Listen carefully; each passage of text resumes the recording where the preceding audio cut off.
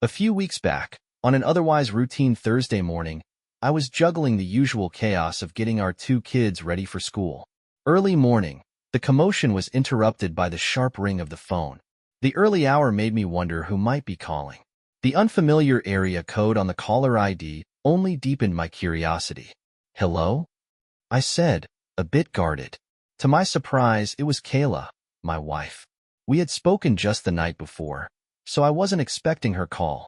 Kayla works at a real estate agency and is often busy with her role at their main office downtown. Meanwhile, I handle the kids and work from home. It's a balance that's worked for us. We live comfortably in a cozy suburban home with 4 bedrooms, a pool, and a strong circle of friends. On the call, Kayla sounded worried. She explained that her wallet had been stolen the previous night when she'd gone to a hotel lobby for a newspaper. "Please cancel our credit cards right away and order replacements. I've already told Joy, my boss, and she's arranging new company cards for me. She'll also send some funds so I can manage until they arrive," she explained. "Wait, you're usually so careful. What happened?" I asked. "I got distracted and left my wallet at the cashier's counter while grabbing more magazines. When I came back, it was gone. The cashier was busy with another customer and didn't see anything. My driver's license was in there too. Hotel staff are searching nearby dumpsters, but if it's not found, I may have to take a taxi to today's meeting. I'm so sorry, love. Apart from the $1,200 in my wallet, we'll mostly just need to replace the cards gradually. Luckily, my makeup's still in the room, so I'm ready for my presentation. How are the kids? I miss us all being together." That was about 6 weeks ago. I managed to cancel the credit cards before any charges were made, but her wallet, with the license and other items, was never recovered. Life returned to normal, or so I thought. This morning, I stumbled upon a fidelity statement from Kayla's separate investment account. She inherited the fund after her parents' tragic accident years ago. While searching for our home insurance documents, I found a folder with statements from her account. I've always respected her privacy about this, but my curiosity got the better of me. The inheritance, initially around $350,000, had grown to over $400,000, a pleasant surprise. However, one detail caught my attention: a $3,000 withdrawal from the money market account, dated just days after her wallet was stolen. Intrigued, I dug further and discovered a check she'd written to a local jewelry store in the same city where the theft occurred.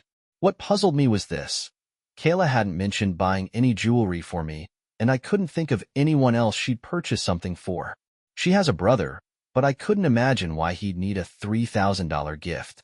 The timing and secrecy of it all left me with more questions than answers. After some thought, I decided to dig deeper, starting with the jewelry store's website. I found their number, jotted it down, and made the call. A woman answered, introducing herself as a store representative, and asked how she could assist. I explained that I was inquiring about a recent purchase due to a potential issue and wanted to check if it was covered under warranty. She searched the transaction records and then asked what the issue with the rings was. Rings? I hadn't mentioned anything about rings. Before I could respond, she clarified. "Oh, I remember this purchase." She was quite upset when she came in, saying her wedding and engagement rings had been stolen.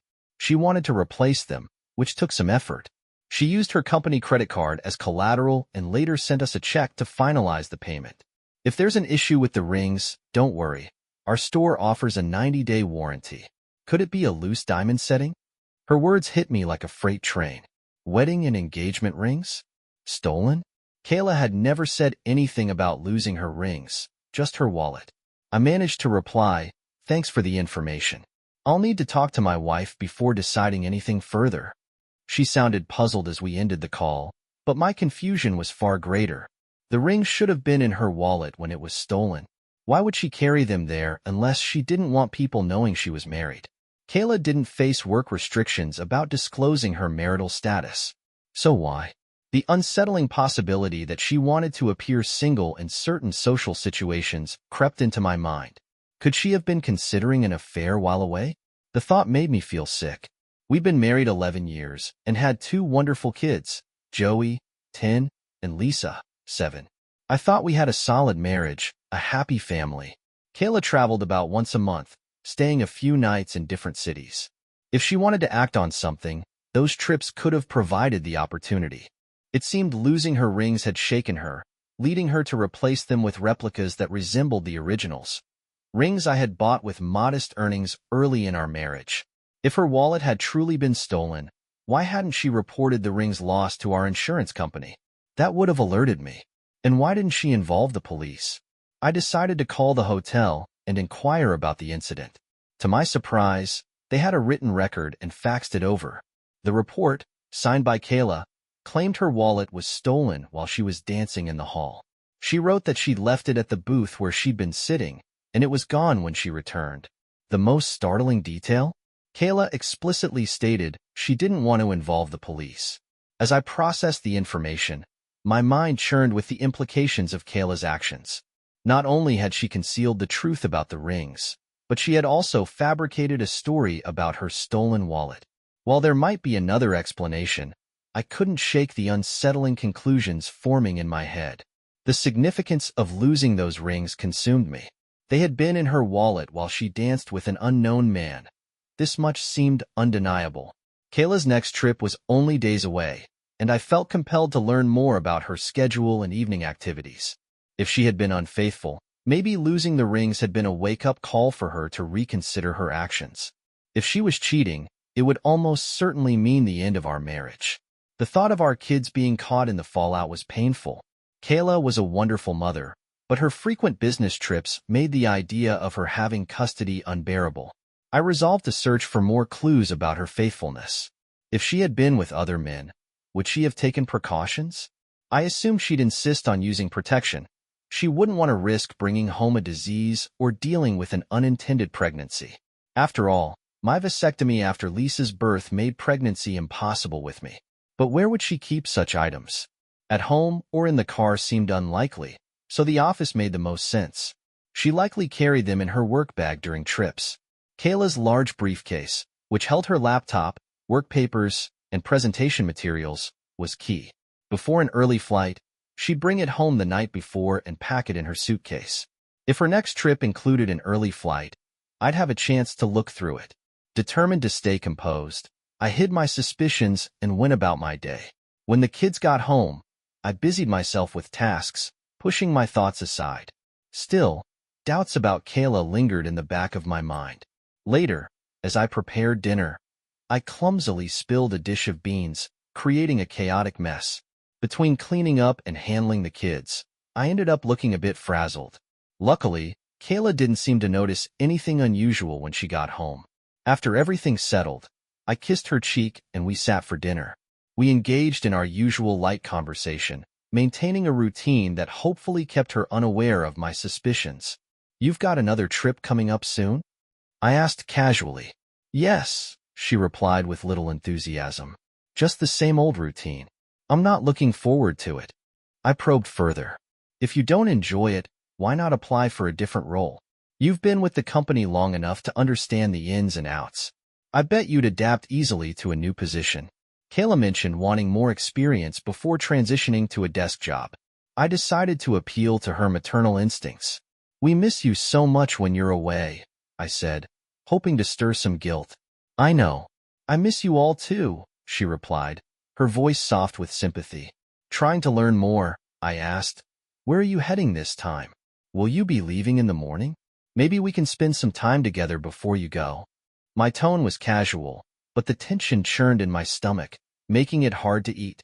She didn't seem to notice my anxiety, though she wasn't eating much either. I wondered if her subdued appetite mirrored mine, or if I was imagining things. Still, the thought of checking her briefcase remained. It could hold answers to the doubts clouding my mind. "I'm just going to Denison," she said. "My flight's at 7 o'clock tomorrow morning. I'll be back by Friday." She added a playful remark and winked, which caught me off guard. I played along, responding in a light-hearted way. To my surprise, she blushed. Her casual mention of her briefcase being ready in the car confirmed she wouldn't stop by the office before heading to the airport. Her openness made me question whether I was overthinking or if she'd simply become skilled at hiding things. That evening, she came home in high spirits, parking her car in the garage as usual. She seemed unusually cheerful, which left me wondering if it was due to our earlier conversation or something else. She entered the house without her briefcase, leaving it in the car. As I prepared dinner, we sat down together, and she asked if I could grab her suitcase from the garage after we finished eating. Of course, I replied, masking any suspicion. I then asked casually, "Are you all packed and ready for your trip?" "Oh yes," she said. "Just my overnight bag left to do. My briefcase is in the car, so I'm all set."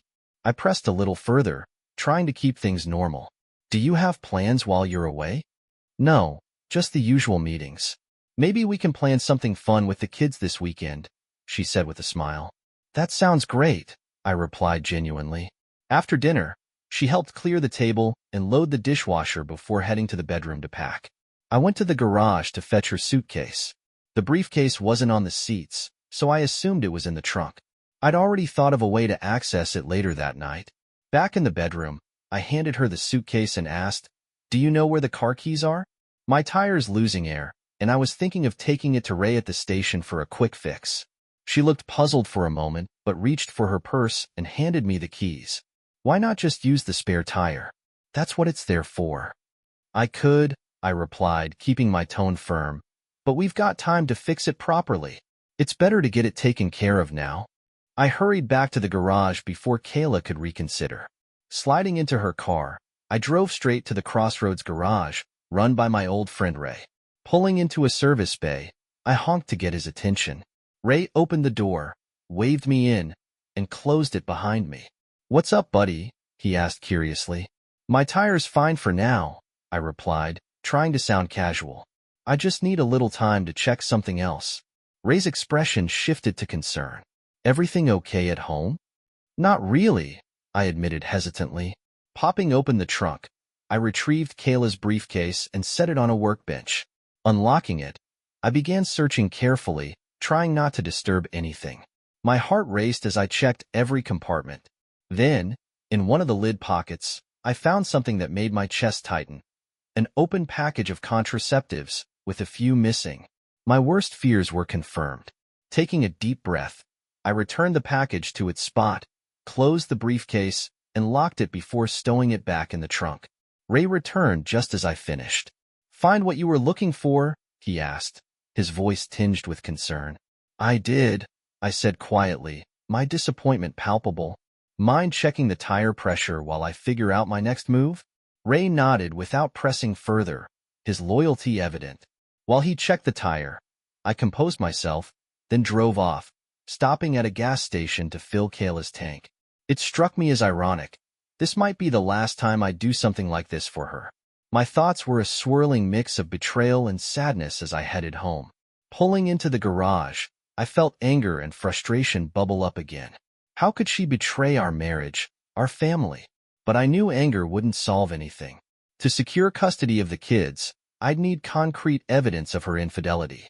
Despite her failings as a partner, Kayla was a good mother. The kids deserved her in their lives, even if it was only through visitation rights. Still, I was determined to gain full custody. The thought of her explaining our divorce to her friends and family weighed heavily on my mind. Walking into the house, I called out, "All set? Just a nail in the tire." "Thanks," she replied from the bedroom, avoiding my gaze. I grabbed a beer from the kitchen and joined the kids in the family room, where they were engrossed in a TV show. About half an hour later, Kayla sat beside me on the couch. My anger had cooled, replaced by a deep sadness at the realization that our family was falling apart. To my surprise, Kayla leaned into me and whispered, "Are you ready for tonight?" Taking a sip of my beer, I replied, "Not really. My stomach hurts." She looked at me with sympathy. "Oh, that's too bad, honey." Then, resting her head on my shoulder, she softly said, "I love you." Instinctively, I put my arm around her, but my mind was in turmoil. Despite her betrayal, there was still affection in her voice, which only deepened my confusion. Why had she done it? Was she seeking excitement? Or was it something I couldn't give her? I might never know, but one thing was certain. My trust in her was shattered. We tucked the kids in together that night, and as Kayla kissed our little ones goodnight, I couldn't help but watch her, knowing she'd be gone by morning. The kids were used to her frequent trips, so they showed little unease. Later, we made love, but the passion that once defined our connection felt absent. Sensing my unease, Kayla asked, "Is your stomach still bothering you, dear?" I nodded. "Yeah, but I'll manage." Hoping she might reconsider, I added, "Do you really need to go on this trip?" Her sigh carried a note of regret. "I'm sorry, honey, but this trip is important. I'll wrap things up quickly and be back soon. I'm looking forward to the weekend with you and the kids." Disheartened, I sighed.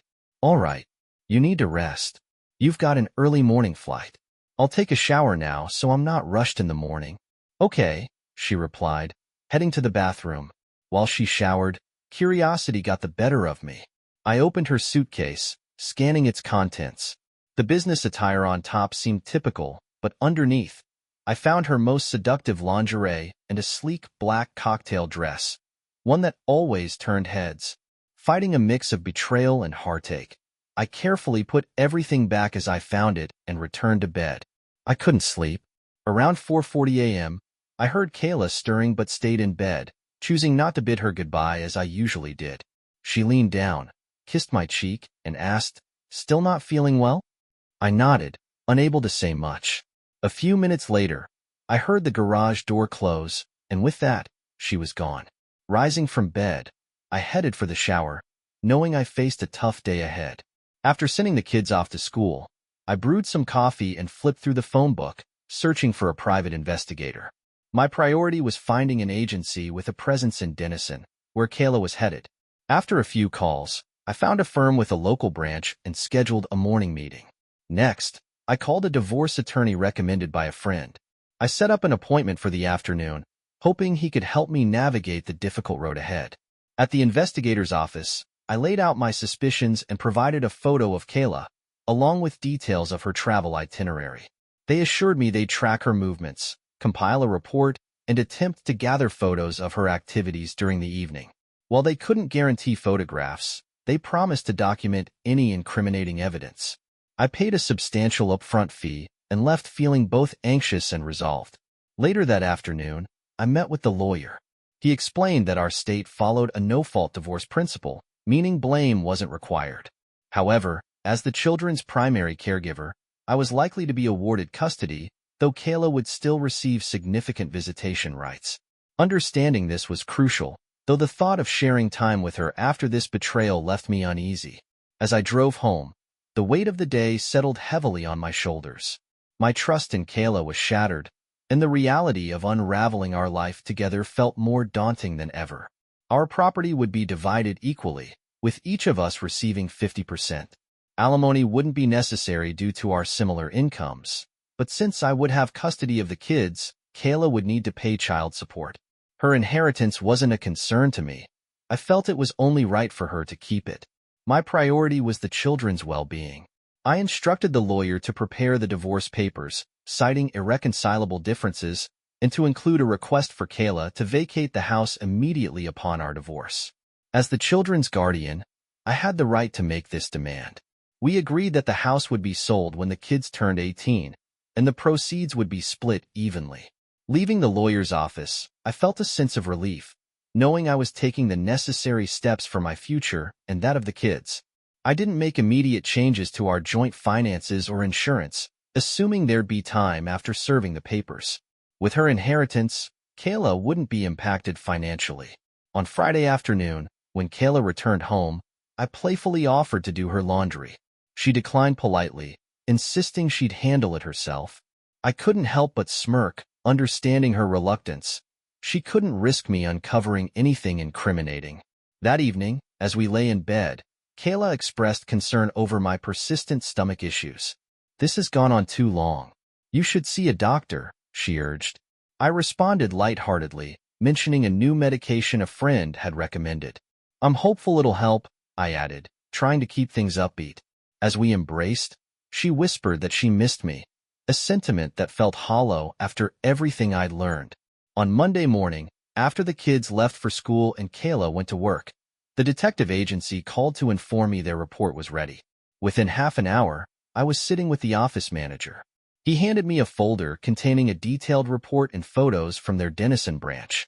The report confirmed Kayla's identity through her company badge and a photo. Surveillance began at 5:38 p.m. on Wednesday, June 16th, in the Denison Hotel lobby.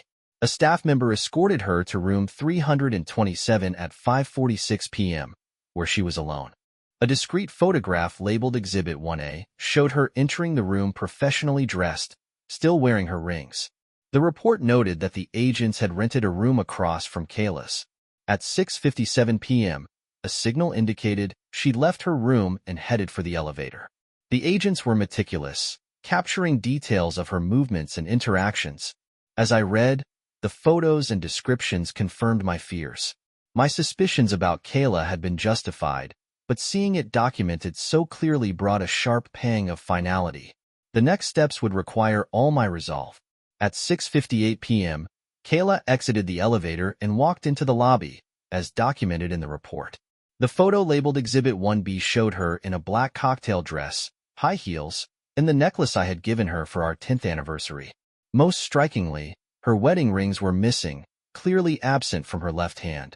Another photo, Exhibit 1D, revealed Kayla seated in a booth with a man, locked in a passionate embrace. The intensity of their kiss was undeniable. At 9:34 p.m., the report noted that the pair left the restaurant, took the elevator, and returned to her floor. Exhibit 1E captured them entering Kayla's room, 327, with Kayla appearing slightly intoxicated but visibly pleased. At 11:57 p.m., the man exited her room and left the hotel. The report identified him as Jackson Stokes, a married man with 2 young children living in Denison. The next entry in the report detailed Kayla repeating her actions the following night with a different man. The evidence was overwhelming. Kayla was leading a double life during her trips. This betrayal surpassed my worst fears. Even the supposed loss of her wedding rings hadn't stopped her reckless behavior. After paying the private investigator, I took 2 extra copies of the report and left, determined to protect the evidence. Once home, I called my attorney to confirm the divorce papers were ready. I instructed them to proceed with filing and requested that Kayla be served publicly at her workplace the next day. The attorney assured me it would be handled discreetly but effectively. That night, there was no love between us. Kayla seemed uneasy, perhaps sensing that something was amiss. She didn't voice her concerns but expressed hope for my health to improve. Her reserved demeanor didn't invite conversation, and I chose to ignore it. The next morning, after a sleepless night, I busied myself on the computer until the children woke up. Preparing breakfast and seeing them off to school helped me focus. When Kayla left for work, she approached for a hug and kiss. I responded with a distant, half-hearted embrace, urging her to leave quickly.